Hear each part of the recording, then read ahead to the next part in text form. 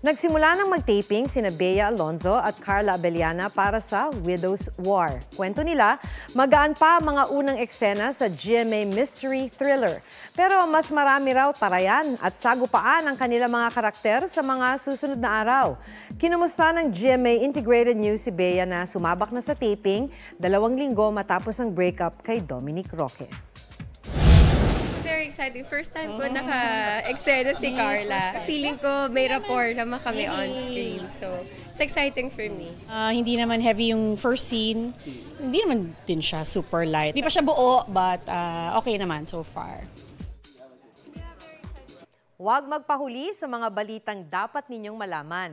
Mag-subscribe sa GMA Integrated News sa YouTube.